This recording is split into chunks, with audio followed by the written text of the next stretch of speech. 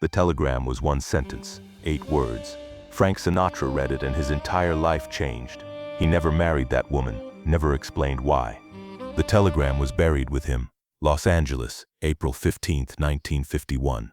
Beverly Hills Hotel. Frank Sinatra adjusted his bow tie, midnight blue tuxedo. Marilyn's choice. In 3 hours, he'd be married. His second marriage. The first had ended in divorce less than a year ago. Brutal, public, messy. But today was different. A fresh start. Marilyn Maxwell was at the church. Beautiful, talented, patient. She was safe, not like Ava Gardner. Frank was 35. Career struggling. Voice failing. Record sales down. MGM considering dropping him. But marrying Marilyn could change that. Good publicity. Sinatra settles down. Today was the first step in rebuilding everything. Marilyn was everything Ava Gardner wasn't. Predictable instead of chaos. Frank had met Ava in 1949. The moment he saw her, everything else became secondary. She was the most beautiful woman he'd ever seen. But Ava was married. Complicated. Unavailable. Which made Frank want her more. Their affair destroyed his first marriage. Ava would call at 2 a.m. drunk, then disappear for weeks. Being with Ava was like an addiction that was killing him. Frank's publicist intervened. Ava or your career. Choose. I don't care, Frank said. You should. In 6 months you'll have nothing, and Ava will leave anyway. She doesn't want stability. And Frank, you're desperate. Desperate isn't attractive. The words hurt because they were true, so his manager suggested Marilyn. She actually wants to marry you. Isn't that what you need? Exhausted from chasing Ava, Frank agreed. Maybe stability was the answer. He proposed. Wedding planned quickly. 3 months. Frank wanted to close the Ava chapter, except Ava kept appearing in his thoughts. But he didn't call. Ava had made it clear. Francis, I love you, but I'd rather die than be your wife. Nobody owns Ava Gardner. So Frank was marrying Marilyn. The sensible choice. His best man, Hank Sanicola, knocked. Frank, car's here in 10. You ready? Yeah, give me a minute. Then came another knock. Urgent. A hotel messenger. Mr. Sinatra. Telegram. They said urgent. Said I had to get it to you before you left. Frank tipped him and closed the door. Yellow Western Union envelope. Telegrams meant bad news. Death. Emergency. He opened it. One sentence. 8 words. His face went white. Hands shaking. He read it again. Then a third time. The words stayed the same. 8 words that changed everything. He sat on the bed staring at the telegram. Frank, car's here. We gotta go. Frank didn't respond. Hank opened the door. Saw Frank's face. Jesus, Frank. What happened? Frank looked up. I can't do this. Can't do what? The wedding. I can't marry Marilyn. Hank stared. The church is full. Marilyn's there. 300 guests. The press. This is your comeback. You can't. I can't do it. Frank folded the telegram, put it in his jacket pocket. Tell them I'm sick. Medical emergency. I don't care. But I'm not getting married. Frank, what's in that telegram? Something I needed to remember. Who sent it? Was it Ava? Frank didn't answer. I'm not saying who sent it. I'm not saying what it says. And I'm never getting married today. Call the church. Call Marilyn. Tell them it's off. And that was that. The wedding was called off. Chaos erupted at St. Mary's Church in Beverly Hills. Hank had made the call 25 minutes before the ceremony was supposed to start. The message was simple. Frank's not coming. Wedding's off. Medical emergency. But nobody believed it was a medical emergency. Marilyn Maxwell, standing in the bride's room in her white lace wedding dress, custom made by the same designer who done Elizabeth Taylor's wedding gown, heard the news from her maid of honor. Marilyn, I'm so sorry. Frank's manager just called. He says Frank can't make it. He says there's been an emergency. For a long moment, Marilyn didn't move. Didn't speak, just stood there in front of the mirror in her beautiful dress, veil cascading down her back, bouquet of white roses in her hands. Then very quietly she said, what kind of emergency? They didn't say, just that he can't come, that the wedding is off. Marilyn set down the bouquet, carefully, like if she moved too quickly, she might shatter into 1,000 pieces. It's not off, she said. Her voice was steady, controlled. He's just late. He'll be here. Frank gets nervous. He's probably just Marilyn. Her maid of honor touched her arm gently. They said the wedding is canceled, permanently, not postponed. Canceled. That's when it hit her. Frank Sinatra had stood her up at the altar, in front of 300 people, in front of the press, in front of her entire family. She sat down on the small sofa in the bride's room, still in her dress, still wearing her veil, and she didn't cry. Not yet. That would come later, alone in her apartment, when the humiliation fully sank in. Right now, she was just numb. Outside, the church was in chaos. 300 guests, all dressed in their finest, were being told by ushers that the wedding was off. Some thought it was a joke. Others started speculating immediately. Was Frank sick? Was someone dead? Had there been an accident? The press, of course, had a field day. By noon, the headlines were everywhere. Sinatra stands up bride at altar. Marilyn Maxwell left waiting as Frank cancels wedding. Cold feet or cold heart. Sinatra backs out hours before ceremony. The next day, Marilyn demanded a meeting. They met at Frank's house in Toluca Lake. What happened? She walked past him. You owe me an explanation. I can't marry you. I got that part. Why? Frank sat down. I received a telegram yesterday morning. From who? I can't tell you. What did it say? I can't tell you that either. Marilyn stared. You ruined my life and you won't even tell me why. The telegram made me realize I was making a mistake. Not about you. You deserve someone who can love you properly. But I can't be that person. This is about Ava, isn't it? I didn't say it was from Ava. You didn't have to. I hope she was worth it, Frank. I hope Ava Gardner was worth destroying both of our lives. She left. Frank never saw her again. Marilyn tried to find out what was in the telegram. She asked Frank's friends, his family, his manager. Nobody knew. Frank wouldn't tell anyone. He just said it was personal and refused to discuss it further. The press speculated wildly. Some said the mob had sent a message threatening Marilyn. Others said it was from Ava Gardner, begging Frank not to marry someone else. Some thought it was from Nancy, his first wife, with some revelation. But Frank never confirmed or denied any of it. He just kept the telegram in his wallet and moved on with his life. Without Marilyn. Years passed. Frank's career recovered.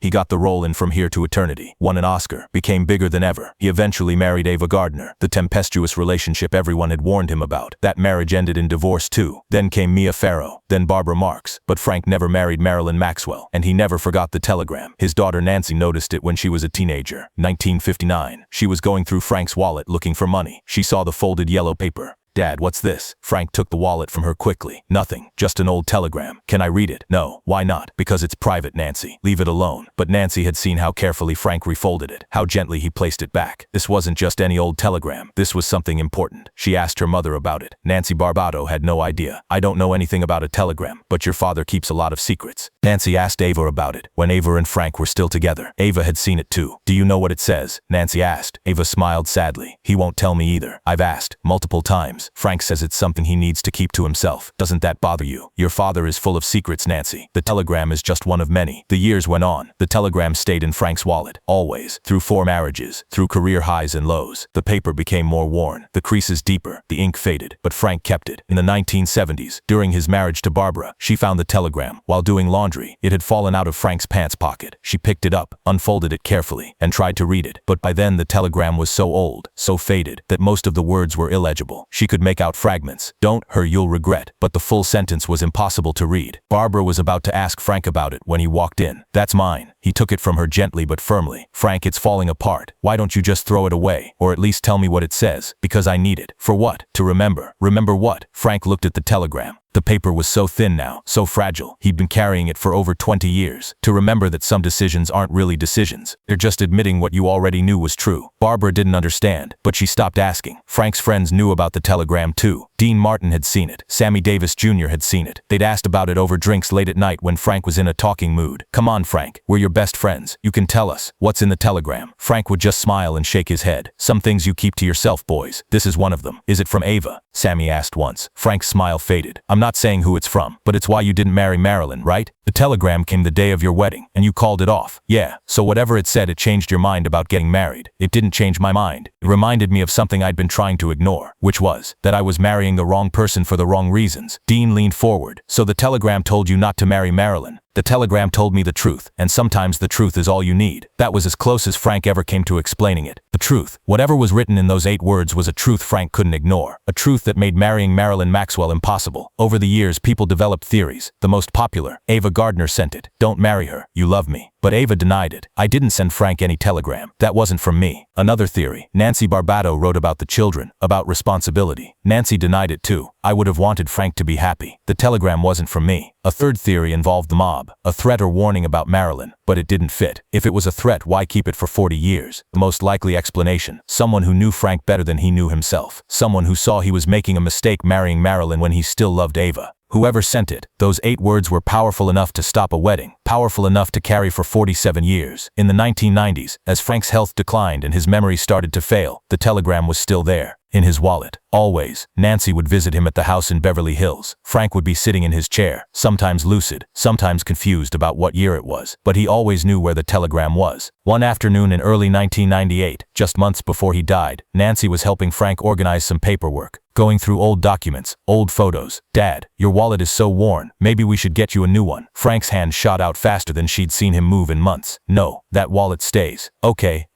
the wallet stays." She set it down. Frank picked it up, opened it slowly, his hands shaking from age, pulled out the telegram. The paper was barely holding together now. Tissue thin. The creases had nearly torn through. He unfolded it with the care of someone handling something precious. Looked at it. His eyes, clouded with age, still tried to focus on the faded words. "Can you still read it, Dad?" Frank nodded. "Every word, even though I can barely see it anymore. I know what it says. I'll always know. Will you tell me now?" Before Nancy couldn't finish the sentence, Frank looked at his daughter. This beautiful woman who'd been through so much because of him. The divorce from her mother, the chaos with Ava, the ups and downs. "Nancy, some secrets are meant to be kept. Not because they're shameful, not because they're dangerous, but because they're private, sacred even. This telegram is one of those secrets. But Dad, when you're gone, no one will ever know. The secret will die with you." Frank smiled, actually smiled. "I know, that's exactly how it should be. Doesn't it bother you that you'll take this to your grave and no one will ever understand?" "No, because the telegram isn't about other people understanding. It's about me understanding. It's about me remembering. And I've remembered. Every single day for 47 years. He folded the telegram again, put it back in his wallet. "When I die, I want this telegram buried with me. Can you make sure that happens?" Nancy nodded, tears in her eyes. "Of course, Dad." "Good. Because these 8 words changed my life, saved me from making the biggest mistake I could have made. Whoever sent this telegram, they knew me better than I knew myself that day. They told me a truth I was trying to ignore, and I'm grateful for it, even though it meant you didn't marry Marilyn. Especially because of that," Frank said. "Marilyn was wonderful, but I didn't love her. Not really. I was trying to settle, and this telegram reminded me that Frank Sinatra doesn't settle." "And you never regretted listening to it?" Frank shook his head. "No, never. The telegram saved me from a marriage that would have been a lie. Whatever came after, at least it was real." That was one of the last coherent conversations Nancy had with her father about the telegram. "Will you tell me? Before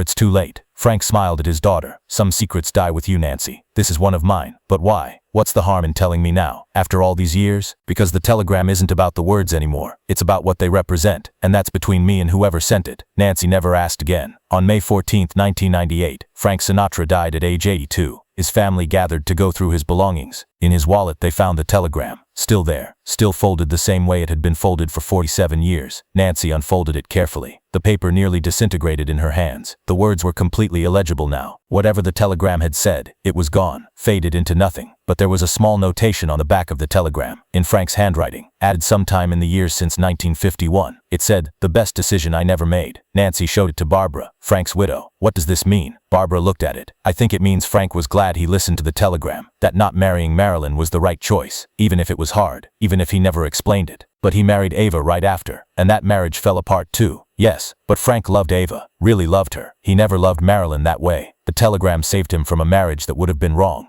even if what came after was difficult." They decided to bury the telegram with Frank. It had been with him for 47 years. It should be with him forever. At Frank's funeral, Nancy placed the telegram in the casket, right over Frank's heart. The secret that had shaped his life, that had changed everything, was finally at rest. To this day, nobody knows what the telegram said. Those 8 words that stopped a wedding, that changed Frank Sinatra's life, that he carried every day for nearly 5 decades. Was it from Ava? From Nancy? From a friend? Was it a warning? A truth? A plea? The theories persist. Some believe it was Ava Gardner. "Don't marry her, you love me. Or if you marry Marilyn, we're finished." Others think it was Nancy Barbato, about the children, about responsibility. A third theory involves Frank's friends Dean or Sammy. "You're making a mistake, pal." The mob theory persists too, a warning about Marilyn. But the most compelling theory is simpler. Someone wrote 8 words containing a truth Frank had been ignoring. A truth so undeniable that once read, Frank couldn't proceed. "Maybe you don't love her, you love Ava." Or, "This marriage is a lie, Francis." Or, "Marrying for stability will destroy you." Whatever those 8 words were, they were powerful enough to cancel a wedding, carry for 47 years, and take to the grave. Frank Sinatra's commitment to this secret was absolute. For 47 years, through triumphs and tragedies, through marriages and divorces, through the highest highs of his career and the lowest lows, that telegram remained in his wallet, untold, unexplained, unshared. It wasn't about stubbornness. It wasn't about being difficult. It was about honoring something sacred, a truth that had saved him, a moment that had changed everything. 8 words that deserved to remain private. Everyone in Frank's life eventually learned to respect that. His children, his wives, his closest friends. They all understood. The telegram was off limits, not because Frank was hiding something shameful, but because some truths belonged to one person alone, and this truth belonged to Frank. Those who knew Frank understood what the telegram represented, a moment of absolute clarity in chaos, a choice to be true to himself, no matter the cost. That telegram saved Frank from becoming someone he wasn't meant to be, from living a lie that would have eaten away at him slowly year by year until there was nothing left of the real Frank Sinatra. We'll never know for certain, but we know this: Frank believed those words saved his life, saved him from a marriage that would have slowly killed who he was. He chose truth over comfort, passion over stability, being himself over being what everyone wanted. The telegram became more than paper and ink. It became Frank Sinatra's commitment to authenticity, his refusal to settle, his willingness to endure chaos rather than live a comfortable lie. That's what made him a legend, not just the voice, but the courage to follow 8 words into the unknown. To trust that truth, however painful, was better than a beautiful lie. Frank Sinatra carried that truth for 47 years, protected it, honored it, took it to his grave. The telegram was one sentence, 8 words. Frank Sinatra read it and his entire life changed. He never married that woman, never explained why. The telegram was buried with him, and the secret died with him too. Some people spend their lives looking for the truth. Frank Sinatra spent his life protecting it. Whatever those 8 words said, they mattered enough to carry forever, to guide his decisions, to keep private until his last breath. Maybe that's what made Frank Sinatra who he was. Not just the voice, not just the talent, but the mysteries, the secrets, the parts of himself he kept locked away where no one else could reach. The telegram was one of those secrets, and like all good secrets, it stayed buried in his wallet,